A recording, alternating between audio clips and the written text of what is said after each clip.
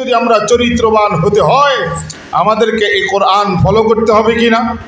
কথা কয় না, শুধু নামাজ পড়লে হবে না, প্রত্যেকটা 500টা বিধান এই কোরআনে কারীমের মধ্যে আছে। সুবহানাল্লাহ বলেন। এই কোরআনে আয়াত কতটা? 6666 6666 আয়াতের মধ্যে বিধান হলো প্রায় 500 আয়াত। সুবহানাল্লাহ বলেন। এখন 500 আয়াতের বিধান আমরা কি জানি? আমরা জানি 5টা। আমরা কয়টা জানি? কালিমা, নামাজ, রোজা, হজ, যাকাত। এই 5টা আমাদের মুখস্থ আছে, কিন্তু এই 5টা আমরা কিভাবে আদায় করতে হবে এটা কি আমাদের জানা আছে? না ওইটাও আমাদের জানা নাই। নামাজের মধ্যে কয়টা ফরজ? নামাজের মধ্যে কয়টা ওয়াজিব? নামাজ ভঙ্গের কারণ কয়টি? ওযুর তরিকা কি? 2 রাকাত নামাজের মধ্যে কতটা মাসআলা? এটা কি আমাদের জানা আছে? না। তাহলে আমরা সবগুলোর উপর আমল করতেছি না। হযরত আব্দুল্লাহ ইবনে সালাম রাদিয়াল্লাহু তাআলা আনহু আগে ইহুদি ছিলেন, পরবর্তীতে মুসলমান হয়েছেন। মুসলমান হওয়ার পরে যখন কোরবানি ওয়াজিব হলো, ওট দিয়ে কোরবানি করা যায়, হযরত আব্দুল্লাহ ইবনে সালাম রাদিয়াল্লাহু তাআলা আনহু বললেন, আমি ওটের গোশত খাবো না। কেননা আগে তিনি ইহুদি ছিলেন, ইহুদি ধর্মের মধ্যে ওটের গোশত খাওয়া হারাম। ইহুদি ধর্মের মধ্যে কি কথা বলেন সবাই? ওটের গোশত খাওয়া হারাম। ইসলাম ধর্মের মধ্যে ওটের গোশত খাওয়া হালাল, জায়েজ, বৈধ। কোনো ব্যক্তি যদি না খায় গুনাহ হবে না। আপনি যদি গরুর গোশত না খান গুনাহ হবে? ছাগলের গোশত না খাইলে গুনাহ হবে? মুরগির গোশত না খাইলে গুনাহ হবে? কিন্তু যদি বলে এটা হারাম, গরুর গোশত খাওয়া হারাম, তাহলে কাফের হয়ে যাবে। কেননা এটাকে হালাল করছেন কে? আল্লাহ। আল্লাহ যেটাকে হালাল করেছেন এটাকে কোনো ব্যক্তি হারাম বলতে পারবে না। আল্লাহ যেটাকে হারাম বলছেন সেটাকে কোনো ব্যক্তি হালাল বলতে পারবে না। যদি হালালকে হারাম বলে, হারামকে যদি হালাল বলে, তাহলে সে কি হয়ে যাবে? তা আব্দুল্লাহ ইবনে সালাম রাদিয়াল্লাহু তাআলা আনহু তিনি হারাম বলেন নাই, তিনি বলছেন আমি খাবো না। আল্লাহ পাক সুবহানাহু ওয়া তাআলা আসমান থেকে ধমক শুরু করে দিয়েছেন। আল্লাহ তাআলা বলেন, ইয়া আইয়ুহাল্লাযীনা আমানু দুখুলু ফিস-সিলমি কাফা, ইয়া আইয়ুহাল্লাযীনা আমানু দুখুলু ফিস-সিলমি কাফা ওয়া লা তাত্তাবিউ খুতুওয়াতিশ শাইতান ইন্নাহু লাকুম আদুউম মুবিন। হে আব্দুল্লাহ ইবনে সালাম, তুমি ইহুদি ধর্ম ত্যাগ করেছ, পুরাপুরি ত্যাগ করতে হবে। তুমি ইসলাম ধর্ম গ্রহণ করেছ, পুরাপুরি ইসলাম ধর্মে দীক্ষিত হতে হবে। তুমি ইসলাম ধর্মের মধ্যে তোমার এক পা, তোমার ইহুদি ধর্মের মধ্যে আরেক পা, ওটা হবে না। কি ভাই, আমরা যদি জামা পরিধান করি, এক হাত ঢুকাইলাম, আরেক হাতায় আরেক হাত না ঢুকাইয়া পিছনে ঝুলাইয়া রাখলাম, কেউ কি বলবে আপনি জামা পরিধান করছেন? আপনি ঘরে প্রবেশ করবেন, এক পা ঘরের ভিতরে, আরেক পা ঘরের বাহিরে, দরজার বাহিরে, কেউ বলবে আপনি ঘরে প্রবেশ করেছেন? আপনি পায়জামা পরবেন, এক ফাঁক দিয়া এক পা ঢুকাইলেন, আরেক ফাঁকে আরেক পা না ঢুকাইয়া হেসরাইয়া চলতেছেন, কেউ বলবে আপনি পায়জামা পরেছেন? বলবে না। তাহলে ইসলাম ধর্মে দীক্ষিত হতে হলে সব আমল করতে হবে। হে আব্দুল্লাহ ইবনে সালাম, তুমি মুসলমান হয়েছো ভালো কথা, ইহুদিদের ভালোবাসা মহব্বত রাখা যাবে না। হে আব্দুল্লাহ ইবনে সালাম, অন্য কোন ধর্মের ভালোবাসা আর মহব্বত রাখা যাবে না। তুমি মুসলমান হয়েছো, তোমাকে ওটের গোশত খাইতে হবে। বলেন সুবহানাল্লাহ। অথচ ওটের গোশত খাওয়া হালাল ছিল, একটা জায়েজ আমল, ফরজও নয়, ওয়াজিবও নয়, সুন্নতও নয়, একটা মুস্তাহাব আমল, জায়েজ আমল। একটা জায়েজ আমল ছেড়ে দিয়েছেন, ধমক শুরু হয়ে গেছে কোত্থেকে? আসমান থেকে। সুবহানাল্লাহ। আজকে আমাদের কথা আমরা চিন্তা করি, আব্দুল্লাহ ইবনে সালাম রাদিয়াল্লাহু তাআলা আনহু জায়েজ আমল ছেড়ে দিয়েছেন, ধমক শুরু হয়ে গেছে। আজকে আমাদের অহরহ ফরজ তরক হইতেছে, আজকে আমাদের অহরহ নামাজ তরক হইতেছে, রোজা তরক হইতেছে, যাকাত ফরজ যাকাত দেয় না, হজ ফরজ হজ করে না, পর্দা তরক প্রতিদিন হইতেছে। হচ্ছে কিনা? তাইলে আমরা আল্লাহর পক্ষ থেকে কত হাজার হাজার লক্ষ লক্ষ কোটি কোটি ধমক খাওয়ার কথা, ঠিক কিনা? ধমক দিছেন আল্লাহ? না, আল্লাহ তাআলা এখনো সুযোগ দিছেন। সুযোগ দিয়েছেন, বান্দা তোমাকে অবকাশ দিলাম, তোমাকে সুযোগ দিলাম, তুমি তওবা করো, তুমি ইস্তেগফার করো, তুমি সঠিক পথে চলো। তোমার দিলের মধ্যে হিন্দুদের ধর্মের ভালোবাসা রাখা যাবে না, তোমার দিলের মধ্যে খ্রিস্টানদের ধর্মের ভালোবাসা রাখা যাবে না, তোমার দিলের মধ্যে ইহুদিদের তরিকার ভালোবাসা রাখা যাবে না। তোমার দিলের মধ্যে তোমার আপাদমস্তক মাথা থেকে পা পর্যন্ত প্রত্যেকটা অঙ্গ যেন মুহাম্মাদের তরিকায় চলে, তুমি ওইভাবেই চলতে হবে। রাজি আছি ইনশাআল্লাহ? আল্লাহ তাআলা আমাদেরকে তৌফিক দান করুন, সকলে বলে আমিন। আমি আপনাদের সম্মুখে কোরআনে কারীম থেকে সূরা ফুরকানের কয়েকটি আয়াত তেলাওয়াত করেছি। যে আয়াতগুলো তেলাওয়াত করেছি সেখানে রহমানের বান্দা কারা, রহমানের প্রকৃত বান্দা কারা, এখানে আল্লাহ তাআলা 11টা গুণ বর্ণনা করেছেন। কয়টা? 11টা গুণ। শুনতে রাজি আছেন?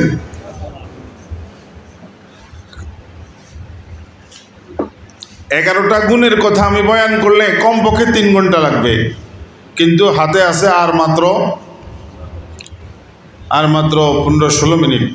আমাকে বলছে 11টায় শেষ করতে। আল্লাহ তাআলা আমাদেরকে যতটুকু আলোচনা করি অতটুকুর উপরে আমল করার জন্য চেষ্টা করব। রাজি আছে ইনশাআল্লাহ?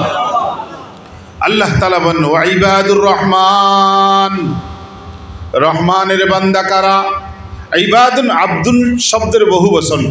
যারা বাংলা গ্রামার পড়েছেন, এক বচন আর বহু বচন বুঝেন তো? একজন হলে, একটি বস্তু হলে এক বচন, একের অধিক হলে বহু বচন। এটাকে আরবি বলে ওয়াহিদ এবং জমা। তা ইবাদুনের বহু বচন আবদুন। আল্লাহ তাআলা বলেন ওয়া ইবাদুর রহমান, আব্দুনের বহু বচন ইবাদুন। রহমানের বান্দা, বান্দাকে সম্পৃক্ত করেছেন কার সাথে? আল্লাহর সাথে। ইবাদুর রহমান, রহমানের বান্দা। কার বান্দা? রহমানের বান্দা। যেরকমভাবে খানায় কাবা, কাবা একটা ঘর, কাবা একটা কি ঘর, কিন্তু কাবাকে সম্পর্ক করছেন কার সাথে?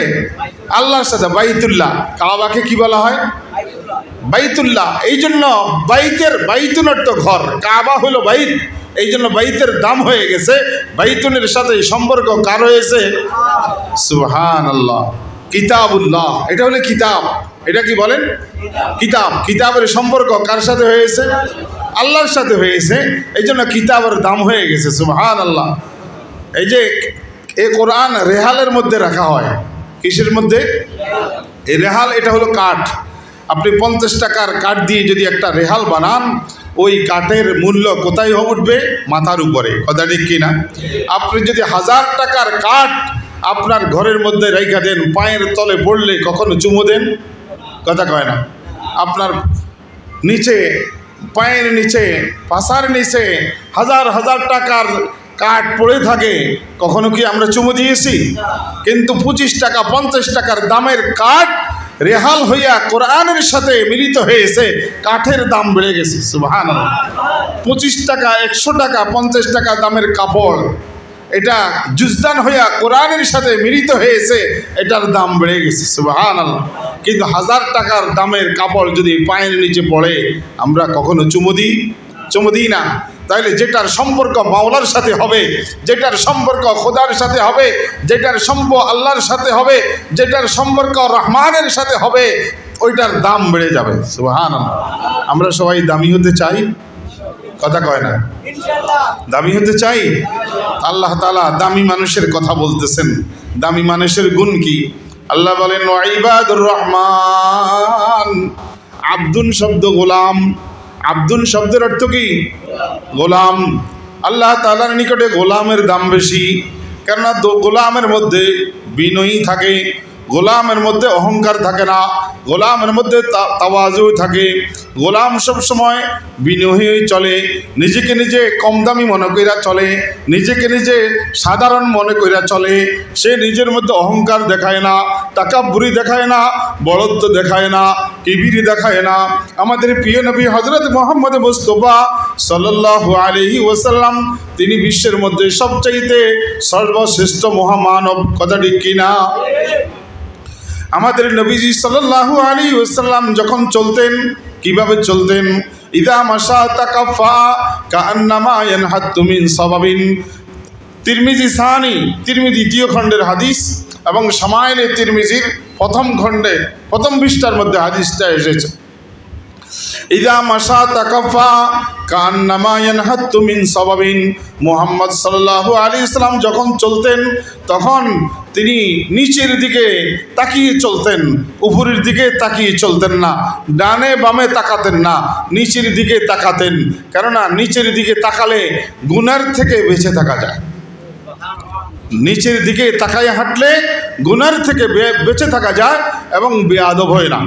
এবং কি হয় না, ছোট বাচ্চা যদি মুরব্বির চোখের দিকে তাকায় আস্তে আস্তে মুরব্বির ভয় তার থেকে চলে যাবে, কথা ঠিক কিনা?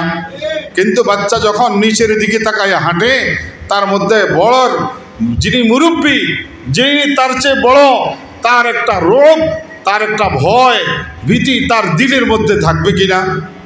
এরকমভাবে বেগানা নারী যার সাথে পর্দা করা ফরজ, যখন ওই মহিলার দিকে তাকাবে তখন ওই মহিলাকে দেখতে মনে চাইবে। মহিলাকে দেখলে সওয়াব না গুনাহ? পরনারীকে দেখলে, পরনারী যার সাথে পর্দা ফরজ তাকে যদি আপনি ইচ্ছাকৃত দেখেন কবিরা গুনাহ হবে। যখন একজন ব্যক্তি পরনারীর দিকে তাকাবে আস্তে আস্তে তার সাথে কথা বলতে মনে চাইবে, যখন কথা বলবে তার নিকটে যাইতে মনে চাইবে, যখন তার নিকটে যাইবে তাকে স্পর্শ করতে মনে চাইবে, স্পর্শ করার পরে তার সাথে জিনায় লিপ্ত হবে, কথা ঠিক কিনা? কিন্তু যখন একটা পরনারীকে দেখেও তাকাবে না, বরং নিচের দিকে তাকায় চলবে, আল্লাহ পাক সুবহানাহু ওয়া তাআলা দিলের মধ্যে নূর পয়দা করে দিবেন। যখন একজন পরনারীকে দেখা নিচের দিকে তাকায় চলবে, আল্লাহ তাআলা ইবাদতের মধ্যে হালাওয়াত নসিব করবেন, সুবহানাল্লাহ। ইদা মাশা তাকাফা কান্নামা ইয়ানহাত্তু মিন সাবাবিন। হাদিসের মধ্যে এসেছে রাসূলুল্লাহ সাল্লাল্লাহু আলাইহি ওয়াসাল্লাম বলেন, ইদা মান তাওয়াযা লিল্লাহি রাফাহুল্লাহ। যে ব্যক্তি আল্লাহর সন্তুষ্টির জন্য বিনয়ী চলে আল্লাহ তাআলা তার মাকাম আর মর্যাদাকে বৃদ্ধি করে দেন, সুবহানাল্লাহ। আল্লাহ তাআলার নিকটে মানুষ আল্লাহর গোলাম হয়ে চলা, এটা আল্লাহ তাআলা পছন্দ করেন। আমাদের প্রিয় নবী হযরত মুহাম্মদ মুস্তাফা সাল্লাল্লাহু আলাইহি ওয়াসাল্লামকে আল্লাহ তাআলা কোরআনের মধ্যে আবদুন বলে সম্বোধন করেছেন। সূরা বনী ইসরাঈলের মধ্যে আল্লাহ তাআলা বলেন, বিসমিল্লাহির রহমানির রহিম, সুবহানাল্লাযী আসরা বিআবদিহি লাইলাম মিনাল মাসজিদিল হারামি ইলাল মাসজিদিল আকসা। ওই সত্তার পবিত্রতা, সুবহানা, ওই সত্তার পবিত্রতা, সুবহানাল্লাযী আসরা বিআবদিহি, যিনি তার গোলামকে, যিনি তার বান্দাকে ভ্রমণ করাইছেন মক্কার থেকে বাইতুল্লাহর থেকে মসজিদ আকসা পর্যন্ত। তাহলে আল্লাহ তাআলা এখানে মুহাম্মদকে মুহাম্মদ নাম বলে আবদুন বলেছেন, সুবহানাল্লাযী আসরা বিআবদিহি। আল্লাহ তাআলা ইচ্ছা করলে এখানে আবদুনের পরিবর্তে মুহাম্মদ ব্যবহার করতে পারতেন। এভাবে সুবহানাল্লাযী আসরা মুহাম্মাদান, মুহাম্মদ না বইলা কি বলছেন? আবদুন বলছেন। এই জন্য আল্লাহ তাআলার নিকটে মুহাম্মদ শব্দের থেকে মুহাম্মদ আমার গোলাম, এটা আমি আল্লাহ পছন্দ করি, সুবহানাল্লাহ। তো মুহাম্মদ যদি আল্লাহর গোলাম হওয়া আল্লাহ পছন্দ করেন, আমরাও যদি আল্লাহর গোলাম হয়ে যাই আল্লাহ পছন্দ করবেন কিনা? কথা কয় না? করবেন। তাহলে আবদুন হইতে হইলে নিজের মধ্যে সেই গুণটা থাকতে হবে, নিজের মধ্যে তাওয়াজু, আজিজি, ইনকিসারি, বিনয়ী ভাব থাকতে হবে। অর্থাৎ আমার মধ্যে যাতে অহংকার না থাকে, আমার মধ্যে যাতে তাকাব্বুরি না থাকে। কেননা তাকাব্বুরির কারণে, অহংকার করার কারণে শয়তান আজাজিল সে আজীবন আল্লাহর ইবাদত করা সত্ত্বেও, তার মধ্যে অগাধ ইলম থাকা সত্ত্বেও শেষ পর্যন্ত সে কাফের হয়ে গেছে। শয়তান আগে মুসলমান ছিল না? কথা কয় না? সে তো ইমানদার ছিল, মুসলমান ছিল, সে জিন্নাতের অন্তর্ভুক্ত, কিন্তু ইবাদত করতে করতে সে ফেরেশতাদের কাতারে চলে গেছে, ফেরেশতাদের সাথে সে চলতো, এই জন্য তার মাকাম অনেক ঊর্ধ্বে উঠে গেছে। কিন্তু আল্লাহ তাআলা একটা কথা বলছেন, তুমি আদমকে কুর্নিশ করো, আদমকে সিজদা করো। শয়তান কি বলছে? আমাকে আগুন দ্বারাই সৃষ্টি করা হয়েছে আর আদমকে মাটির দ্বারাই তৈরি করা হয়েছে, মাটি থাকবে নিচে, আর আগুন থাকবে উপরে, তো আদম আমাকে সিজদা করবে, আমি কেন তাকে সিজদা করব? এই অহংকারটা এসেছে। এই অহংকার করার কারণে আল্লাহ তাআলা পুরা জীবনের জন্য তাকে তার রহমত থেকে বঞ্চিত করে দিয়েছে। সে এই বঞ্চিত হওয়ার কারণ হলো এলেম ছিল। এলেম থাকলে হবে না, এলেমের সাথে সাথে তাকওয়া থাকতে হবে। কি থাকতে হবে? আর ওই তাকওয়াটা অর্জন হবে ওলামায়ে কেরামের সোহবতে গেলে। ওই তাকওয়াটা, খোদাভীতিটা আসবে আল্লাহ ওয়ালাদের সান্নিধ্যে গেলে, আল্লাহ ওয়ালাদের সোহবতে গেলে ওই গুণটা আসবে। আল্লাহ তাআলা আমাদেরকে বেশি বেশি ওলামায়ে কেরাম এবং বুজুর্গানে দ্বীন, পীর মাশায়েখ, ওনাদের সোহবত আর সান্নিধ্যে বেশি বেশি যাওয়ার তৌফিক দান করেন। হযরত সাহাবায়ে কেরাম রাসূলের নিকটে যখন কোরআন অবতীর্ণ হয়, তখন আরবে কোনো মুসলমান ছিল? কথা কয় না, একজনও তো মুসলমান ছিল না। যখন রাসূল ঈমানের দাওয়াত দেওয়া আরম্ভ করলেন, তারপরে মুসলমান হতে আরম্ভ করলো। ঈমানের দাওয়াত দেওয়ার পূর্বে সবাই কাফের ছিল না? কি ছিল? কিন্তু এই বড় বড় কাফেরদের লিডাররা শেষ পর্যন্ত ঈমানদার হয়েছে মুহাম্মদের সান্নিধ্যে যাওয়ার বরকতে। সুবহানাল্লাহ। কিসের বরকতে? এখন প্রশ্ন জাগে, আবু জাহালও তো মুহাম্মদের নিকটে গেছে, উতবা সাইবা এরাও তো শত শতবার নয় হাজার হাজার বার গেছে, মুহাম্মদের কাছে বসেছে, মুহাম্মদের সাথে চলেছে, মুহাম্মদের সাথে খেয়েছে, মুহাম্মদের সাথে অনেক কাজকর্ম করেছে, এরা কেন মুসলমান হলো না? কি ভাই, প্রশ্ন জাগে কি না? তার উত্তর হলো, এরা ঈমান আনার নিয়তে যায় নাই, এরা হেদায়েতের নিয়তে যায় নাই। যারা হেদায়েতের নিয়তে গেছে আল্লাহ তাআলা তাদেরকে হেদায়েত দান করেছেন, যারা হেদায়েতের নিয়তে যায় নাই আল্লাহ তাআলা তাদেরকে হেদায়েত দান করেন নাই। সুতরাং আজও কিয়ামত পর্যন্ত আমরা মানুষ যদি উলামায়ে কেরামের সান্নিধ্যে যায় হেদায়েতের নিয়তে, আমলের নিয়তে, আল্লাহ তাআলা ওই সোহবতের বরকতে হেদায়েত দান করবেন। সমাজে অনেক মানুষ আছে না? কি ভাই, সবাই কি নামাজ পড়ে? না, সবাই নামাজ পড়ে না। অনেক মানুষ আছে মুসলমান কিন্তু বেনামাজি, আছে কি না? অনেক মুসলমান আছে সুদখোর, ঘুষখোর, গাঁজাখোর, আছে কি না? আছে। মাপে ওজনে কম দেয়, হারাম কাজ করে, জিনায় লিপ্ত হয়। কারণটা কি? এরা আল্লাহ ওয়ালাদের সোহবতে যায় না, উলামায়ে কেরামের সোহবতে যায় না। কিন্তু আপনি দেখেন যারা 5 ওয়াক্ত নামাজে আসে, আলেমদের সোহবত 5 ওয়াক্ত হইলে তো পায়। কথা ঠিক কি না? যে যত বেশি নামাজে যায়, যে যত বেশি মসজিদে যায়, সে তত আল্লাহওয়ালা, তত বুজুর্গ, তত সে আল্লাহ তাআলার সান্নিধ্য প্রাপ্ত। বলেন সুবহানাল্লাহ। মসজিদে আসবো তো ইনশাআল্লাহ, 5 ওয়াক্ত নামাজে আসবো তো ইনশাআল্লাহ, উলামায়ে কেরামের সোহবতে যাবো তো ইনশাআল্লাহ। যে কোনো পরামর্শ উলামায়ে কেরাম থেকে নিব। ওয়া ইবাদুর রহমান ইয়ামশুনা আলাল আরদি হাওনা। তাহলে রহমানের গোলাম, রহমানের বান্দার একটা সেবত হলো যখন চলে নম্র হইয়া চলে। ইয়ামশুনা আলাল আরদি হাওনা, অহংকার কইরা চলে না, নম্রতা ভদ্রতার সাথে চলবো। কি ভাই, আমরা মানুষের সাথে নম্রতা দেখাবো তো ইনশাআল্লাহ, ভদ্রতা। কিন্তু ঘরে গেলে স্ত্রীর সাথে ফায়ার নাকি? অনেকে আছে সমাজের মানুষের সাথে খুব ভালো, কিন্তু স্ত্রীর নিকটে গেলে যত রাগ, যত মেজাজ সব স্ত্রীর উপরে ঝাড়ে, ছেলে মেয়েদের উপরে ঝাড়ে। আছে কিনা এরকম? না, আমার রাসূল সবাইয়ের সাথে নম্রতা ব্যবহার করেছেন কিনা? তিনি যেরকমভাবে সমাজের মানুষের সাথে নম্র ব্যবহার করেছেন, স্ত্রীদের সাথেও নম্র ব্যবহার করেছেন। আমাদের স্ত্রী হলো একজন নাকি? যারা বিবাহ করছে তাদের কয়জন? কিন্তু রাসূলের কয়জন ছিল? 11 জন। রাসূল 11 জনের সাথেই সুন্দর ব্যবহার করেছেন, আর আমরা একজনের সাথে সুন্দর ব্যবহার করতে পারি। ওয়া ইবাদুর রহমানিল্লাযীনা ইয়ামশুনা আলাল আরদি হাওনা ওয়া ইযা খাতাবাহুমুল জাহিলুনা ক্বালু সালামা। রহমানের বান্দার দ্বিতীয় গুণ, যদি কোনো দুষ্ট মানুষ কাউকে আঘাত করে, কর্কশ ভাষায় গালি দেয়, অথবা তাকে হেয় প্রতিপন্ন করে, তখন সে তার সাথে ঝগড়ায় লিপ্ত হয় না। সমাজের অনেক মানুষ আছে না, গায়ে ফুড়ে ভেজাল করে, এরকম আছে কি না? আছে। খামাখাও ভেজাল করতে চায়, অথবা কোনো অন্যায় হয়ে গেছে, ভুল ত্রুটি হয়ে গেছে, গালাগালি করতে আরম্ভ করে। আছে কি না এরকম? যে ব্যক্তি রহমানের প্রকৃত বান্দা, সে ব্যক্তি আরেকজনের সাথে ভেজালে লিপ্ত হয় না, বরং তাকে কি বলে? সালামা। আপনি শান্তিতে থাকেন, আমিও নিরাপদ থাকি। আপনি নিরাপদ থাকেন, আমিও নিরাপদ থাকি। আপনি আমাকে গালি দিয়েছেন, দেন, অসুবিধা নাই। এই গালির উত্তর কে দিবেন? ফেরেশতা দিবেন। গালির উত্তর কে দিবেন? ফেরেশতা দিবেন আমার পক্ষ থেকে। আমি তাকে পাল্টা গালি দিব না। যদিও নাকি আপনি গালি দেওয়ার আপনার সুযোগ আছে, গালি দিব না। সে আমাকে একটা থাপ্পড় মেরেছে, আমি তাকে মাফ করে দিব। রাজি আছে ইনশাআল্লাহ? এটা হলো রহমানের গোলামের সিফত। আল্লাযীনা ইয়ামশুনা আলাল আরদি হাওনা ওয়া ইযা খাতাবাহুমুল জাহিলুনা ক্বালু সালামা। আমাদের সমাজের মধ্যে অনেক নেতা আছে না, যখন রাস্তা দিয়ে হেঁটে যায় তখন মানুষ দেখলে তাকে সালাম আলাইকুম বলে কি না? অনেক লম্বা সালাম দেয়। অনেকে তাকে সালামটা এটা যে দেয় অন্তরের থেকে দেয় না। উদ্দেশ্য হইল তুমি তো দুষ্ট, তুমি তো চাঁদাবাজ, তুমি তো দুর্নীতিবাজ, তোমাকে সালাম দিছে এই জন্য তোমার জুলুম থেকে যেন আমি বাঁচতে পারি, এই জন্য তোমাকে সালাম দিছে।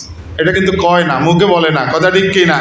এটাই আল্লাহ তাআলা বলছেন, ওয়াইদা খাতাবাহুমুল জাহিলুনা ক্বালু সালামা। সে জুলুম করুক, নির্যাতন করুক, আমি তাকে বলবো তুমি নিরাপদে থাকো, আমাকেও নিরাপদ থাকতে দাও, তোমার সাথে আমি বেজার লিপ্ত হব না। আল্লাহ তাআলা আমাদেরকে এই গুণ দান করুন, সকলে বলি আমিন। ওয়াইদা খাতাবাহুমুল জাহিলুনা ক্বালু সালামা। আরেকটা বলি, ওয়াল্লাযীনা ইয়াবিতুনা লিরাব্বিহিম সুজদাও ওয়া কিয়ামা। রহমানের গোলাম তারা, রাত্রে যখন মানুষ ঘুমিয়ে পড়ে তখন তারা ভোর রাত্রে উঠে তাহাজ্জুদ নামাজ পড়ে। সুবহানাল্লাহ বলেন। ওয়াল্লাযীনা ইয়াবিতুনা লিরাব্বিহিম সুজদাও ওয়া কিয়ামা। মানুষ যখন ঘুমিয়ে পড়ে তখন রাত্রে উঠে সে তাহাজ্জুদ পড়ে, আল্লাহর দরবারে রোনাজারি করে, কান্নাকাটি করে। রাসূলুল্লাহ সাল্লাল্লাহু আলাইহি সাল্লাম বলেন, আফশুস সালাম ওয়া আতঈমুত তাআম সাল্লু বিল লাইলি ওয়ান নাসু নিয়াম তাদখুলুল জান্নাতা বিসালাম। তোমরা বেশি বেশি সালামের প্রচার আর প্রসার করো। কি ভাই, সালাম আমরা দিই? হ্যাঁ, সালাম দেওয়া কি সুন্নত? সালাম দেওয়া সুন্নত, সালামের উত্তর দেওয়া ওয়াজিব, সালামের উত্তর শুনাইয়া দেওয়া ওয়াজিব। সালামের উত্তর শুনাইয়া দেওয়া কি? আমি আপনাকে বললাম আসসালামু আলাইকুম, আপনি কি বলবেন? একবার এক সাহাবী রাসূলুল্লাহ সাল্লাল্লাহু আলাইহি ওয়াসাল্লামকে সালাম দিলেন, আসসালামু আলাইকুম। রাসূল বললেন 10। আরেকজন আয়েশা বললেন আসসালামু আলাইকুম ওয়া রাহমাতুল্লাহ। রাসূল বললেন 20। আরেকজন আয়েশা বললেন আসসালামু আলাইকুম ওয়া রাহমাতুল্লাহি ওয়া বারাকাতুহু। রাসূল বললেন 30। উদ্দেশ্য কি? অর্থাৎ যদি আমি শুধু আসসালামু আলাইকুম বলি তাহলে 10 নেকি, যদি আসসালামু আলাইকুম ওয়া রাহমাতুল্লাহ বলি তাহলে 20 নেকি, যদি আসসালামু আলাইকুম ওয়া রাহমাতুল্লাহি ওয়া বারাকাতুহু বলি তাহলে 30 নেকি। সুবহানাল্লাহ। 30 টাকা বেশি না 10 টাকা বেশি? 30 টাকা বেশি। আপনাকে 30 টাকা দিলে আপনি বেশি খুশি হবেন না? খুশি হবেন। তাই জন্য সালাম পুরাটা আমরা দেওয়ার জন্য চেষ্টা করব। আসসালামু আলাইকুম ওয়া রাহমাতুল্লাহি ওয়া বারাকাতুহু। আফশুস সালাম। সালাম দিলে অন্তর থেকে হিংসা বিদ্বেষ এগুলো দূরীভূত হয়ে যায়। আফশুস সালাম ওয়া আতঈমুত তাআম। মানুষকে খানা খাওয়াও। এই যে একটু পরে আপনাদেরকে মেহমানদারি করানো হবে, এটাও এটার অন্তর্ভুক্ত। ওয়া আতঈমুত তাআম সাল্লু বিল লাইলি ওয়ান নাসু নিয়াম। মানুষ যখন ঘুমিয়ে পড়বে তখন রাত্রে উঠে কিছু 2-4 রাকাত নামাজ পড়ো, আল্লাহর দরবারে কান্নাকাটি করো। রাসূলুল্লাহ সাল্লাল্লাহু আলাইহি ওয়াসাল্লাম ইরশাদ করেন, তাদখুলুল জান্নাতা বিসালাম। তাইলে তুমি একেবারে অনায়াসে জান্নাতে চলে যাবে। সবাই বলে না সুবহানাল্লাহ। এটা একটা ছোট আমল না, সহজ আমল। সালাম দিব, টাকা পয়সা খরচ হবে, সময় নষ্ট হবে। মাঝে মধ্যে মেহমানদারি করব, মানুষদেরকে খানা খাওয়াবো, মুত্তাকিনদেরকে খাওয়াবো। রাসূলুল্লাহ সাল্লাল্লাহু আলাইহি ওয়াসাল্লাম বলেন, তোমাদের খাবার যাতে করে মুত্তাকিরা খায়, কেননা মুত্তাকি খাইলে কী লাভ হবে? সে আমার জন্য দোয়া করবে। একজন ফাসেক ফাজেরকে খাওয়াইলে সে তো দোয়া করবে না, যদি নাকি তাদেরকেও খাওয়ানো জায়েজ, কিন্তু মেহমানদারির খানা এটা যাতে মুত্তাকিরা খায়। আর যেটা মেহমানদারি না, এমনি সাধারণ দান অনুদান, এটা সবাইকে দেওয়া জায়েজ আছে। এই জন্য আমরা মাঝে মধ্যে মুত্তাকিনদেরকে, নামাজি ব্যক্তিদেরকে, ওলামায়ে কেরামকে খানা খাওয়াবো। রাজি আছি ইনশাআল্লাহ? আর তাহাজ্জুদ নামাজ পড়বো। আল্লাহ তাআলা আমি যে কথাগুলো বলছি অল্প সময়ের ভিতরে, এই কথাগুলো যেন আমরা আমল করতে পারি। আল্লাহ তাআলা আমাদের সকলকে তৌফিক দান করুন। সকলে বলি আমিন। প্রত্যেকে দুরূদ শরীফ পড়ি।